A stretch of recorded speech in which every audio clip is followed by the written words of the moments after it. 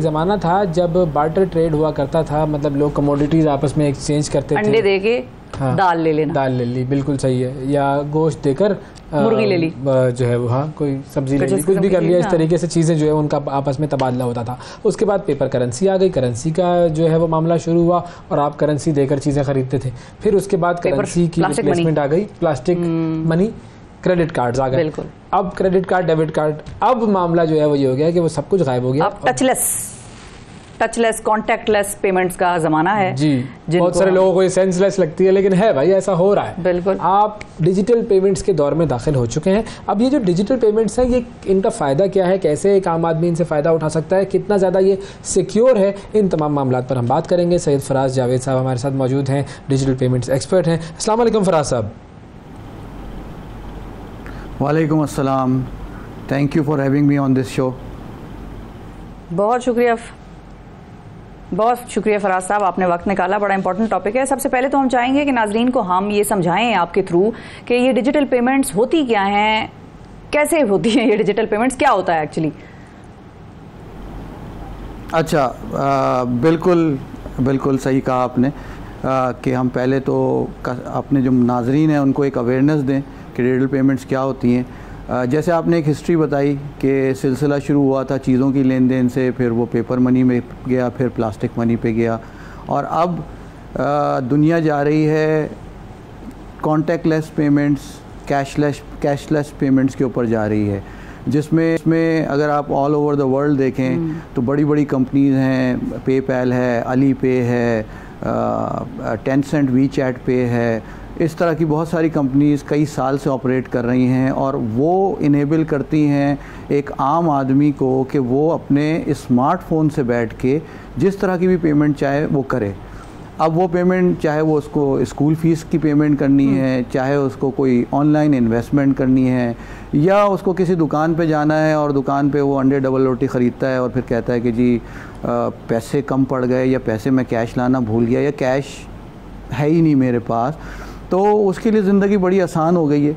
वो वहाँ जाता है दुकान पे, अपना मोबाइल निकालता है, सामने QR कोड लगा हुआ होता है, उसको वो स्कैन करे और उसको पे कर दे। आजकल कुछ डिजिटल पेमेंट कंपनीज इसको मार्केट भी कर रही हैं, जिसमें आप देखते हैं कि जो भी आम आदमी है वो किसी भी जगह जा सकता है, या फ्रॉम देयर होम और ऑफिसेज़ वो अपनी मोबाइल ऐप्स को यूज़ करते हुए डिजिटल पेमेंट्स कर सकते हैं। तो ये अब वो दौर है जहाँ पे आपको अपने साथ कुछ भी कैरी करने की ज़रूरत नहीं है। आपने सिर्फ जो है वो अपना मोबाइल फ़ोन कैरी करना है, उसके अंदर एक मोबाइल ऐप हो जिसके थ्रू आप डिजिटल पेमेंट्स करें। और वो मोबाइल ऐप एक बैंकिंग ऐप भी हो सकती है। बहुत सारे नए फिनटेक्स मार्केट के अंदर आ गए हैं जिन्होंने बड़े जी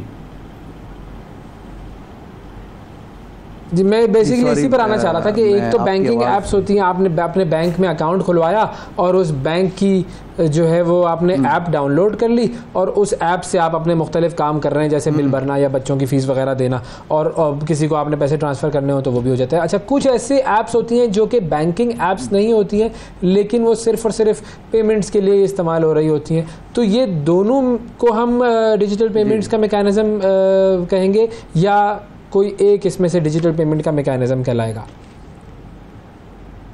अच्छा देखिए, डिजिटल पेमेंट्स के तो दोनों मैकेनिज़्म हैं। डिजिटल पेमेंट्स का अगर आप एक सिर्फ मीनिंग पे जाएं, लिटरल मीनिंग पे जाएं, तो मैं पेमेंट्स को डिजिटली किसी भी प्लेटफॉर्म से किसी भी मैकेनिज़्म को यूज़ करते हुए कर सकूं। अब आपने बड़ी अच्छी बात की कि एक तो बैंकिंग ऐप्स हैं। अब बैंकिंग ऐप्स में जब जाते हैं तो पहले आपको एक बैंक अकाउंट खुलवाना होता है। वो भी एक ज़माने में तो बहुत टायरिंग एफर्ट होता था कि आपको बैंक जाना होता था, फॉर्म्स भरने होते थे, यूटिलिटी बिल लगाना होता था, और ये सब चीज़ें करनी होती थी। उसके बाद जब ये नई कंपनीज़ आई, फिनटेक टाइप की जो कंपनीज़ थी, इन्होंने इस चीज़ को भी बहुत आसान कर दिया, और इसका एक बहुत बड़ा क्रेडिट जो है वो स्टेट बैंक ऑफ पाकिस्तान को भी जाता है कि उन्होंने ऐसी रेगुलेशंस निकाली जो इनेबल कर रही हैं एक आम आदमी को कि वो अपने घर से बैठ के और ऑफिस से बैठ के ऐप को डाउनलोड करे। ये जितनी भी पेमेंट कंपनीज़ हैं इनकी ऐप को डाउनलोड करे, अपना एक वॉलेट अकाउंट वहीं बैठ के कुछ मिनटों में वो बना ले, और फिर उसको वहीं से उन्हीं ऐप्स को यूज़ करते हुए अपग्रेड करे और पेमेंट्स करना शुरू कर दे। तो वो जो एक हैसल थी कि मैं अपने घर से निकलूँ या ऑफिस से निकलूँ और एक बैंक तक जाऊं और वहां अपना अकाउंट खुलाऊं। अच्छा, हम लोग जो कराची, लाहौर, इस्लामाबाद या अदर मेजर सिटीज़ में हैं उनके लिए तो शायद रिलेटिवली ये कुछ आसान हो, लेकिन अगर लोग जो रिमोट एरियाज़ में बैठे हुए हैं उनके लिए तो ये बहुत ही मुश्किल था कि वो बैंक तक जाएँ। फिर उसमें आपके पास एक फाइनेंशियल लिटरेसी भी हो कि मुझे फॉर्म में भरना क्या है। तो इन तमाम चीज़ों को जितने भी फिनटेक्स हैं, पेमेंट कंपनीज़ हैं, उन्होंने आसान किया है। वो आपसे CNIC की इन्फॉर्मेशन लेते हैं, कुछ और रेलिवेंट इन्फॉर्मेशन लेते हैं और देयर एंड देन आपका वॉलेट अकाउंट खुल जाता है।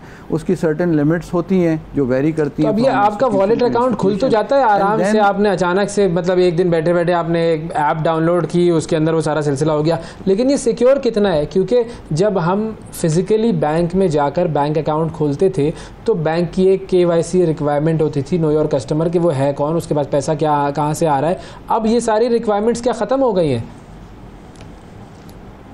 नहीं, ये रिक्वायरमेंट्स आज भी हैं और ये रिक्वायरमेंट्स बैक एंड पे हो रही होती हैं। जब भी आप अपना एक वॉलेट अकाउंट खोलते हैं तो मैंने आपको बताया ना, कुछ थोड़ा सा टाइम लगता है, बट वो दिन नहीं होते, वो कुछ घंटे होंगे, वो कुछ मिनट होंगे।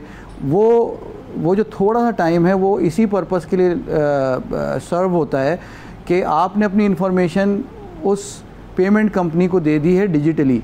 वो पेमेंट कंपनी बैक एंड पे उसकी KYC कर रही है, नो योर कस्टमर, ताकि आप जो कस्टमर आ रहा है उसको आप अंदाज़ा लगा सकें कि कस्टमर सही है या नहीं है, किसी ब्लैक लिस्टेड लिस्ट के अंदर तो नहीं है। अच्छा। इसका CNIC वैलिड है, प्रॉपर है। तो वो सारी वेरिफिकेशंस आज भी हो रही हैं। बट इसको स्पीड अप, जितनी भी नई फिनटेक कंपनीज़ हैं उन्होंने स्पीड अप इस तरह किया है कि उन्होंने अपने पूरे प्रोसेसेस को एजाइल कर लिया है। आपकी इंटीग्रेशन अब इस तरह की ऑर्गेनाइजेशन से होना शुरू हो गई है, जैसे नादरा है, तो आप अब API इंटीग्रेशंस कर सकते हैं उनके साथ। फिर बायोमेट्रिक का एक पूरा निज़ाम था जिसके लिए फिर आपको किसी बैंक में जाना होता था और उसके किसी काउंटर पे जाके जी बायोमेट्रिक लगाना होता था, या ब्रांचलेस बैंकिंग करते थे तो आपको एजेंट के पास जाके बायोमेट्रिक लगाना होता था। अब आज इन ऐप्स ने वो फीचर भी इनेबल कर दिया है कि आप इन ऐप बायोमेट्रिक कर सकते हैं और उसकी वेरिफिकेशन भी नादरा से रियल टाइम हो जाती है। तो चीज़ें स्पीड अप हो गई, कन्वीनियंस कस्टमर तो ये वॉलेट अकाउंट जो आपका है और स्पेशली वो क्या आपके बैंक अकाउंट से ही कनेक्टेड होता है? उसमें पैसे कहाँ से आप डिपॉजिट करेंगे वॉलेट अकाउंट में, कहाँ से, मतलब ये मैकेनिज्म जरा समझाएं कि आपने एप्पल वॉलेट है मिसाल के तौर पे, तो ये आपके bank accounts, credit cards, debit cards, इनसे तो ये कनेक्टेड हो गई। जी। तो वॉलेट अकाउंट, बेसिकली जो वॉलेट अकाउंट है वो भी एक नेचर, एक अकाउंट की ही नेचर है विद सर्टेन लिमिट्स। वो किसी भी पीछे आपका कोई बैंक अकाउंट से कनेक्ट नहीं होगा। वो वॉलेट अकाउंट एक इंडिपेंडेंट अकाउंट होगा। अच्छा, अब उसमें पैसे कैसे डालने? वॉलेट अकाउंट तो बन गया, ज़ीरो बैलेंस के साथ है। तो अब आपके पास बहुत सारे मैकेनिज़्म आज इन ऐप्स ने अवेलेबल कर दिया है। कुछ ऐप्स ने आपको बैंक्स जो हैं वो अवेलेबल कर दिए हैं विद इन देयर ऐप, तो आप वहीं से बैठें और अगर आपके पास कोई और बैंक अकाउंट है तो वहाँ से पैसे लोड कर लें।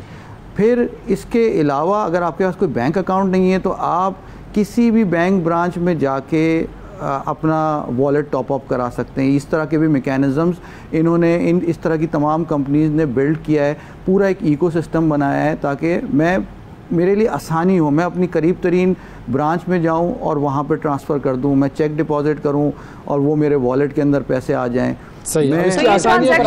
लेकिन इस ट्रांजैक्शन में एक एडेड स्टेप है, मेरी जो बैंकिंग ऐप है, ऑनलाइन ऐप, उससे मैं पेमेंट कर सकती हूँ, मैं हर इदारे को भी भेज सकती हूँ। मैं अगले बंदे का रिटेल आउटलेट पे खड़ी हूँ और मैंने कोई पेमेंट करनी है, कैश नहीं है मेरे पास, मैं उससे कहूँगी अपना अकाउंट नंबर दे दे, मैं आपको ट्रांसफर कर देती हूँ।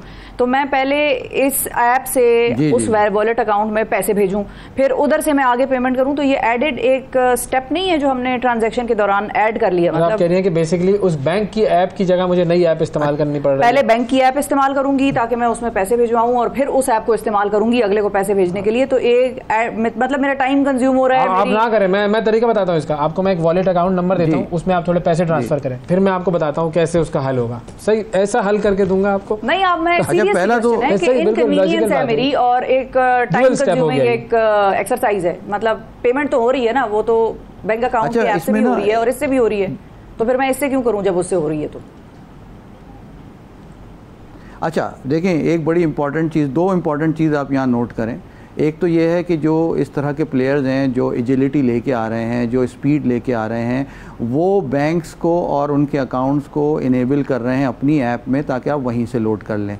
तो आपकी एक तो वो एक कन्वीनियंस बढ़ गई। दूसरी बात आपने आज कहा कि मैं अगर कहीं जाती हूँ और मैं वहाँ कहती हूँ सामने वाले को कि मुझे मेरे अकाउंट में पैसे भेज दो या अपना अकाउंट बता दो, मैं वहाँ पैसे भेज देती हूँ यूजिंग बैंकिंग ऐप। आज मैं आपसे पूछता हूँ या ओवैस साहब से पूछता हूँ कि मुझे अपना बैंक अकाउंट नंबर ज़रा बता दीजिए, तो शायद ही अगर हम मासेज में जाएं तो किसी को 14 डिजिट्स का या 19 डिजिट्स का अपना अकाउंट नंबर याद हो। बट जब आप वॉलेट प्लेयर्स के पास जाते हैं, या अभी एक स्टेट बैंक पूरा एक पेमेंट मैकेनिज्म रास्त का लेके आ गया है, तो वहाँ पे सिंपली मैं अपना मोबाइल नंबर बताता हूँ, पैसे मेरे पास भी आ जाते हैं। और अगर मुझे सामने वाले के वॉलेट में पैसे भेजने हैं या उसके अकाउंट में पैसे भेजने हैं तो मैं मोबाइल नंबर बताऊँगा। तो ये भी एक देखिए, ये पूरा जर्नी है from difficult processes to simpler processes. फिर एक बहुत बड़ी मार्केट आज अनटैप बैठी हुई है। यंग लड़के लड़कियां हैं जो यूनिवर्सिटीज़ में पढ़ रहे हैं या फ्रेश ग्रेजुएट्स हैं, वो इस हैसल में नहीं पढ़ना चाहते कि मैं किसी बैंक में जाऊं और अकाउंट खुलवा लूं। वो यही चाहेंगे कि मुझे एक ऐप मिल जाए, मैं वहां जाऊं और मैं अपना वॉलेट अकाउंट खोल लूं और फिर मैं उसमें पैसे मुख्तलिफ सोर्सेज से, अगर ऐप ही ने मुझे ये फैसिलिटी दी है तो मैं वहाँ से लोड कर लूँ। ऐप ने अगर मुझे ये फैसिलिटी दी है कि मैं कोई कार्ड लगा के उधर से लोड कर लूँ तो मैं वो भी लोड कर सकता हूँ। मुझे किसी से मंगवाने हैं तो वो मैं मंगवा भी सकता हूँ। और अगर मुझे उसको कैश को डिपॉजिट करना है तो मेरे पास आज मुख्तलिफ प्लेयर्स हैं ब्रांचलेस बैंकिंग के, जिनकी दुकानों में एजेंट्स बैठे हुए हैं, मैं वहाँ जाके भी पैसे दे के लोड कर सकता हूँ। तो ये जर्नी है फ्रॉम डिफिकल्ट प्रोसेस। अच्छा, अब इसके फायदे पर आते हैं। जो आपने यंगस्टर्स की बात की, ये बड़ी इंटरेस्टिंग बात है। फ्रीलांसर्स बड़ी है हमारी, बिल्कुल बहुत सारे फ्रीलांसर्स वगैरह हैं हमारे यहाँ पे जो काम कर रहे हैं, उनको क्या फ़ायदे हो सकते हैं? क्योंकि हम अक्सर ये सुनते हैं कि भाई पेपाल पाकिस्तान में नहीं है या फलानी कंपनी पाकिस्तान में नहीं है, या खवातीन एंटरप्रेन्योर्स वो अकाउंट नहीं खोल सकती, दूर दराज किसी इलाके में बैठी हैं, बैंक नहीं अवेलेबल है, बैंक की ब्रांच नहीं है, आ नहीं सकती, कोई कंपनी नहीं कर सकता, बहुत सारी चीज़ें रिक्वायर्ड हैं, तो उनको इससे क्या फ़ायदा हो सकता है? तो बिल्कुल राइटली आपने जो टारगेट मार्केट बताई वो बड़ी राइट टारगेट मार्केट है इस तमाम पेमेंट कंपनीज़ के लिए। और वो बैंक्स भी जो आज अब डिजिटल हो गए हैं, बैंक बहुत सारे बैंक्स ने आपको रिमोट बैंक अकाउंट खोलने के ऑप्शंस देना शुरू कर दिए हैं इन देयर ऐप। तो इस तरह के जितने भी मैकेनिज़्म अवेलेबल हैं, इसमें फ्रीलांसर अगर आज बैठा हुआ है और वो घर पे बैठ के या अपनी ऑफिस में बैठ के जहाँ पे भी है एक वॉलेट अकाउंट खोल लेता है और वो जिसके लिए फ्रीलांसिंग करता है उसको कहता है कि मुझे आप फ़ंड ट्रांसफ़र कर दें या मेरी पेमेंट ट्रांसफ़र कर दें इन दिस वॉलेट। अब आप देखें उसका वो वॉलेट अकाउंट ऑटोमेटिकली एक तो बन भी गया, फिर वो पैसे भी उसमें आ गए और अब वो वहीं से बैठ के हर तरह की पेमेंट्स कर रहा है। उसको बैंक ने या इस तरह की डिजिटल कंपनीज़ ने वॉलेट अकाउंट के साथ Visa, master card, UPI, PayPal, debit card दे दिया है। तो अब वो हर तरह की शॉपिंग ई कॉमर्स पे भी जाके कर सकता है, वो किसी दुकान पे भी जाके कर सकता है जहाँ पे वो कैश नहीं यूज़ कर रहा, वो अपना वॉलेट यूज़ कर रहा है या वो अपना डेबिट कार्ड यूज़ कर रहा है। और इसी तरह जो दूर दराज इलाकों में ख़वातीन हैं जिनके फाइनली ये कितना सिक्योर है? ऐसा ना हो ये एक दिन अचानक से बंद हो जाए, कोई हैक हो जाए, कोई आपको अचानक पता चले कि आपके पैसे तो गायब, जैसे हवा में थे वो हवा में गायब हो गए। अच्छा, इसके बहुत सारे कंट्रोल्स हैं जो कि इस तरह की तमाम कंपनीज़ लगाती हैं, तमाम बैंक्स लगाते हैं।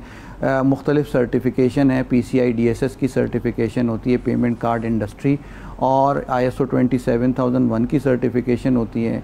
फिर आपके पास, क्योंकि आप स्टेट बैंक से रेगुलेटेड होते हैं, तो स्टेट बैंक की अपनी इंस्पेक्शंस होती हैं।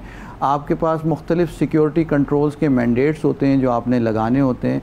तो ये तमाम कंपनीज़ बहुत ज़्यादा सेल्फ़ अवेयर भी हैं, केयरफुल भी हैं, और हर तरह के कंट्रोल्स कंपनीज़ ने अपनी रिस्क एपेटाइट को देख के लगाए हुए हैं। एंड सिक्योरिटी के बारे में हमेशा कहा जाता है कि इट्स नेवर 100%, तो कोई ना कोई चीज़ मे भी हो जाए, बट अगर आपके पास सफिशेंट कंट्रोल्स हैं तो आप कस्टमर का एक तो ट्रस्ट विन कर लेते हैं।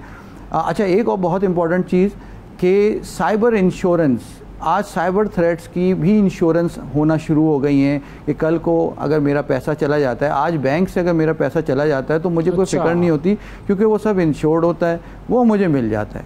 सिमिलरली अब जितनी भी पेमेंट कंपनीज़ हैं ये भी इस मॉडल पे जा रही हैं कि आपके पैसे को वो इंश्योर कर रही हैं, बाकी कंट्रोल्स भी लगाए हुए हैं, जिसकी वजह से कस्टमर का कंफर्ट लेवल भी बढ़ रहा है। और ये सारी रेगुलेटेड बाय स्टेट बैंक है, तो कस्टमर का एक और कंफर्ट आता है कि जब स्टेट बैंक भी इनको रेगुलेट कर रहा है और इनको अप्रूव कर रहा है, तो कोई ना कोई चेक एंड बैलेंस यहाँ पे होगा। ज़रूर होता है। बिल्कुल ठीक है जी, बहुत शुक्रिया अदा करेंगे जी। सैयद फराज जावेद मौजूद थी जी, डिजिटल पेमेंट्स के ऊपर बात कर रहे थे। दूँ एक वॉलेट नंबर दूँ आपको? एक नहीं, मैं आपको बना लूंगी तो फिर दे दूंगी। अच्छा, मैं अभी कोशिश करें, प्रैक्टिस के लिए मैं आपको दे रहा हूँ एक वॉलेट नंबर, उस पर आप अकाउंट 2-4 दफ़ा ट्रांसफ़र करेंगी ना, आपको सिस्टम समझ में आ जाएगा। फिर बाद में आपको मैं बताऊंगा कि कैसे उसका इस्तेमाल मज़ीद हो सकता है।